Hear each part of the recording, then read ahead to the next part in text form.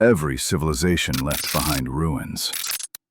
But Egypt left a message. A message carved in stone so perfect that it still defies time itself. More than 4,000 years old, standing taller than 40-story buildings, the Great Pyramid of Giza isn't just a tomb. It's a puzzle. A cosmic riddle written in geometry. And the deeper we look, the stranger it gets. Think about this. The pyramid's base covers 13 acres. Its total mass, nearly 6 million tons of stone. Each block weighs between 2 and 80 tons. If you placed all its stones end to end, they'd stretch a quarter of the way around the Earth. And here's the kicker. The joints between the blocks are thinner than a credit card. No mortar, no modern machinery. Yet the alignment is so perfect, it points to true north more precisely than Greenwich Observatory. So the question isn't, were they advanced? It's, how advanced were they? Some say aliens came down with technology beyond comprehension. Others believe the builders were giants, descendants of gods who once walked the earth. But archaeology, when we actually listen to it, tells another story.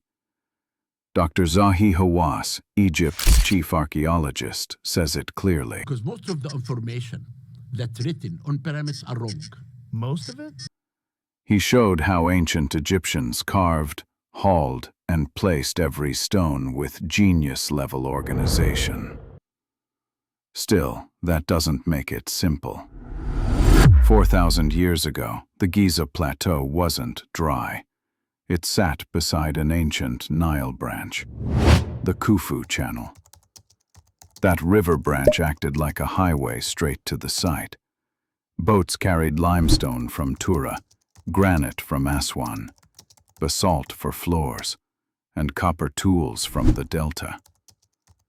We even have the paperwork, literally. In 2013, archaeologists uncovered the Diary of Merir, the oldest papyrus ever discovered. It's the logbook of a foreman describing daily shipments of limestone to Akhet Khufu, the pyramid complex. That's like finding an ancient Amazon delivery report. Let's talk engineering. How do you lift millions of blocks to a height of 146 meters when you've never seen a wheel strong enough for stone? The answer: ramps.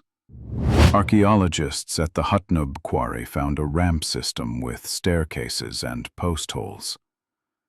Ropes passed through wooden posts, creating mechanical advantage. Crew members pulled in rhythm, chanting to stay in sync. Ancient sound became a tool of physics. And friction? Solved with science. They discovered that pouring just enough water on desert sand makes it twice as firm, so sledges slide smoothly instead of digging in.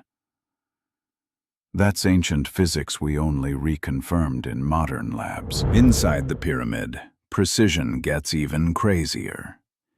The internal shafts point directly toward Orion's belt and Sirius, stars sacred to the god Osiris and goddess Isis.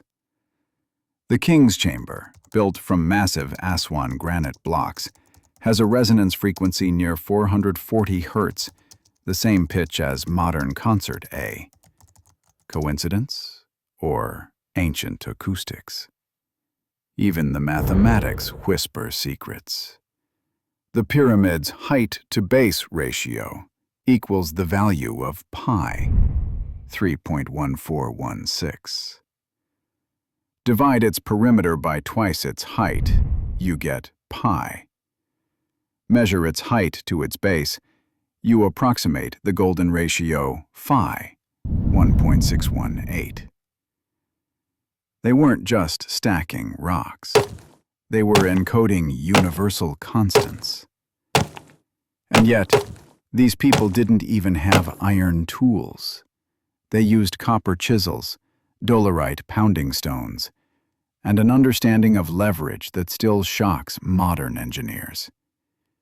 Each block precisely leveled using water trenches and sighting rods. One mistake, and the whole alignment fails. But they nailed it. So who were the builders? Archaeology gives them faces. At Hayt el Ghurab, the workers' city, we found bakeries, fish bones, medical care, even beer factories. These weren't slaves. They were citizens on national duty. They left graffiti, the drunkards of Menkaura, the friends of Khufu. You can almost hear their laughter, echoing across time. Night falls. Torches flicker on the limestone. The Nile glows silver under a full moon. Drums beat as sledges move in rhythm, human power meeting divine ambition. Every block, a heartbeat of a nation. Even more mysteries hide inside. The so-called air shafts might have been symbolic star tunnels. 4,000 years later, the stones still hum under the desert wind.